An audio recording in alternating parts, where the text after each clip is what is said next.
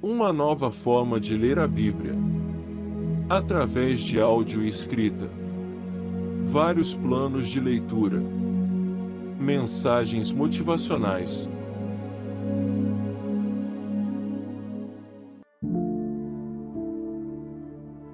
Salmos 78. Escutai a minha lei, povo meu, inclinai os ouvidos às palavras da minha boca.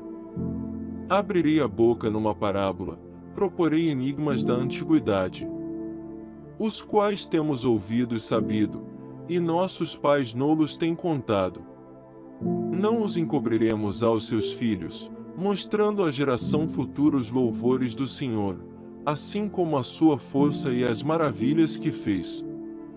Porque ele estabeleceu um testemunho em Jacó, e pôs uma lei em Israel, e ordenou aos nossos pais que a fizessem conhecer a seus filhos, para que a geração vindoura soubesse, e os filhos que nascessem se levantassem e a contassem a seus filhos, para que pusessem em Deus a sua esperança e se não esquecessem das obras de Deus, mas guardassem os seus mandamentos. E não fossem como seus pais, geração contumaz e rebelde, geração que não regeu o seu coração, e cujo espírito não foi fiel para com Deus.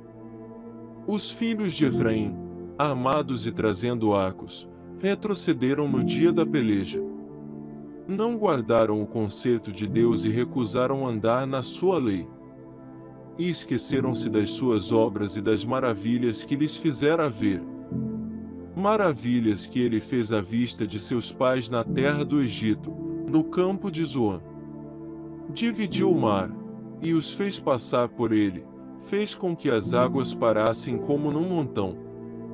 De dia os guiou com uma nuvem, e toda a noite, com um clarão de fogo. Fendeu as penhas no deserto e deu-lhes de beber como de grandes abismos. Fez sair fontes da rocha e fez correr as águas como rios. E ainda prosseguiram em pecar contra ele, provocando ao Altíssimo na solidão. E tentaram a Deus no seu coração, pedindo carne para satisfazerem o seu apetite. E falaram contra Deus e disseram: Poderá Deus, porventura, preparar-nos uma mesa no deserto? Eis que feriu a penha, e águas correram dela, rebentaram ribeiros em abundância. Poderá também dar-nos pão ou preparar carne para o seu povo. Pelo que o Senhor os ouviu e se indignou, e acendeu um fogo contra Jacó, e furor também subiu contra Israel. Porquanto não creram em Deus, nem confiaram na sua salvação. Posto que tivesse mandado as altas nuvens, e tivesse aberto as portas dos céus, e fizesse chover sobre eles o maná para comerem, e lhes tivesse dado do trigo do céu. Cada um comeu o pão dos poderosos, ele lhes mandou comida com abundância. Fez soprar o vento do oriente nos céus e trouxe o sul com a sua força. E choveu sobre eles carne como o pó, e aves de asas como a areia do mar. E as fez cair no meio do seu arraial, ao redor de suas habitações. Então, comeram e se fartaram bem, pois lhes satisfez o desejo. Não refrearam o seu apetite. Ainda lhes estava a comida na boca. Quando a ira de Deus desceu sobre eles, e matou os mais fortes deles, e feriu os escolhidos de Israel. Com tudo isto, ainda pecaram e não deram crédito às suas maravilhas. Pelo que consumiu os seus dias na vaidade e os seus anos, na angústia. Pondo-os ele à morte, então, o procuravam, e voltavam, e de madrugada buscavam a Deus. E lembravam-se de que Deus era a sua rocha, e o Deus Altíssimo, o seu Redentor. Todavia, lisonjeavam-no com a boca e com a língua lhe mentiam. Porque o seu coração não era reto para com ele, nem foram fiéis ao seu concerto. Mas ele, que é misericordioso, perdoou a sua iniquidade e não os destruiu. Antes, muitas vezes desviou deles a sua cólera e não deixou despertar toda a sua ira. Porque se lembrou de que eram carne, um vento que passa e não volta. Quantas vezes o provocaram no deserto e o ofenderam na solidão? Voltaram atrás, e tentaram a Deus, e duvidaram do Santo de Israel. Não se lembraram do poder da sua mão, nem do dia em que os livrou do adversário. Como operou os seus sinais no Egito, e as suas maravilhas no campo de Zoan. E converteu em sangue os seus rios e as suas correntes, para que não pudessem beber. E lhes mandou enxames de moscas que os consumiram, e rãs que os destruíram. Deu, também, ao pulgão a sua novidade, e o seu trabalho, aos gafanhotos. Destruiu as suas vinhas com saraiva, e os seus sicomoros, com pedrisco. Também entregou o seu gado à saraiva, e aos coriscos, os seus rebanhos. E atirou para o meio deles, quais mensageiros de mares, o ardor da sua ira, furor, indignação e angústia. Abriu caminho à sua ira, não poupou a alma deles à morte, nem a vida deles à pestilência. E feriu todo o primogênito no Egito, primícias da sua força nas tendas de Cã. Mas fez com que o seu povo saísse como ovelhas e os guiou pelo deserto, como a um rebanho. E os guiou com segurança, e não temeram, mas o mar cobriu os seus inimigos.